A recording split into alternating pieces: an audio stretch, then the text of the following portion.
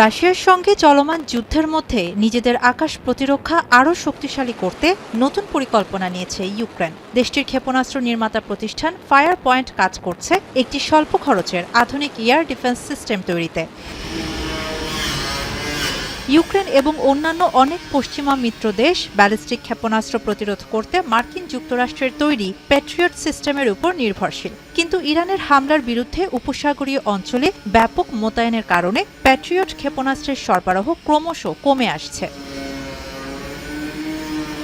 এমন পরিস্থিতিতে ফায়ার পয়েন্টের এই সিস্টেমটি মূলত যুক্তরাষ্ট্রের প্যাট্রিয়ট সিস্টেমের বিকল্প হিসেবে তৈরি করা হচ্ছে, যেখানে ব্যয় অনেক কম হবে। প্রতিটি ব্যালিস্টিক মিসাইল প্রতিরোধে যেখানে প্যাট্রিয়ট সিস্টেমে কয়েক মিলিয়ন ডলার খরচ হয়, সেখানে নতুন এই সিস্টেমের খরচ $1 মিলিয়ন নিচে নামিয়ে আনার লক্ষ্য রয়েছে। এজন্য ইউক্রেন ইউরোপের বিভিন্ন প্রতিষ্ঠানের সঙ্গে রাডার, টার্গেটিং এবং কমিউনিকেশন প্রযুক্তিতে সহযোগিতা করছে।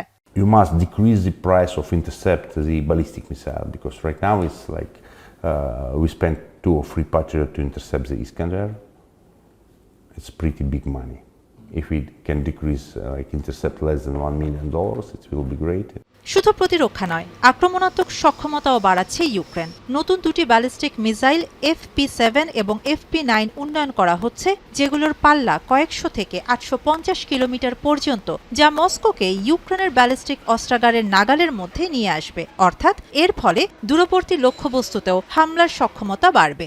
When we demolish the headquarters of FSB, when we demolish the staff, when we demolish the some military plant inside the Moscow, it's have a big mind shift in the Russian mind.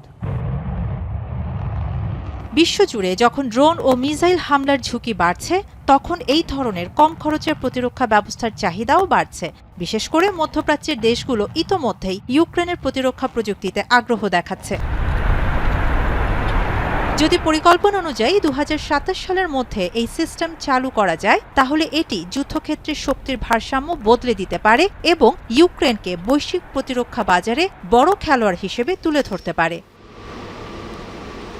তবে উৎপাদন, বিনিয়োগ এবং আন্তর্জাতিক অনুমোদনের মতো challenge এখনও রয়ে গেছে। সবকিছু ঠিক থাকলে নতুন এই প্রযুক্তি হতে পারে ভবিষ্যতের যুদ্ধের অন্যতম নির্ধারক।